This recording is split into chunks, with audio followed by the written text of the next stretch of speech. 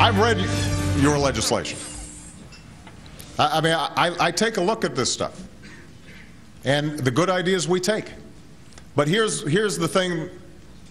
Here's the thing, I guess, that all of us have to be mindful of. It can't be all or nothing one way or the other. That was President Obama meeting on Friday with people from the other side of the aisle at that Republican retreat in Baltimore. If you saw it, you're never going to forget it. House Republican Conference Chairman Mike Pence was in the middle of it. From Indiana, he was on the stage, was at the retreat and asked some president some of the toughest questions. Congressman, first off, what was it like seeing the president there and having a chance to talk to him directly, especially with the question that you had about across-the-board tax relief?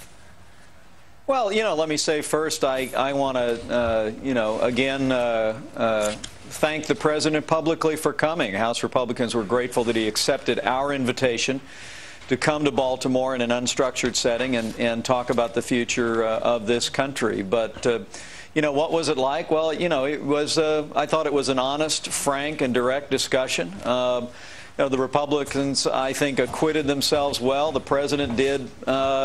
Like he does, I think, just about every single time at the podium. I think he did well. At the end of the day, I think what the American people saw here was a minority that is hardly the party of no, but a minority that has been offering substantive alternatives on economic stimulus, on budget, on energy, and on health care. And you saw a president who is dug in to the big government solutions that he's been advancing for the last year. Well, he did talk about, and we ran a little snippet of that soundbite where it can't be all or nothing. And you alluded to the moniker that your party has been tagged with, the party of no.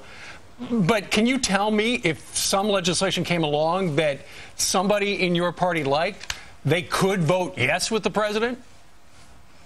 Well, look, in the last year, frankly, Steve, there were a number of bills that we did support the administration on, most especially regarding our troops and regarding our veterans. We kept our word.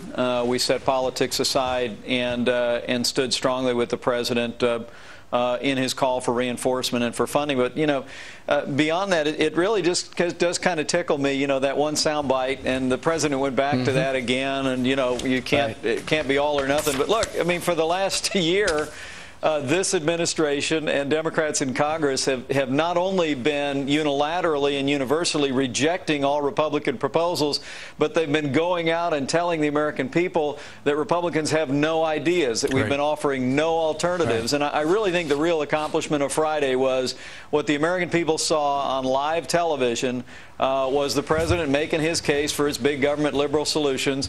But what maybe many Americans saw for the first time was House Republicans in a serious and frank discussion articulating the fact that we have put forward solutions and positive alternatives on all of these agenda items.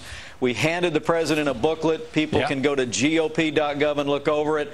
And the president himself acknowledged over and over again that we had been offering legislation. And I think just the fact that we're now, the president himself has put to the lie this business of the party of no ideas was real progress. And real quick, Congressman, I saw Paul Ryan said, this is the first time I ever had a chance to talk policy with the president. Was it yours?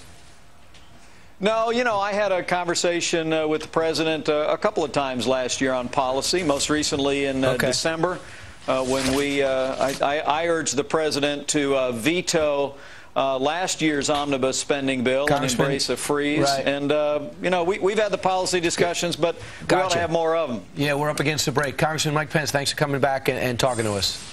Thank you, guys.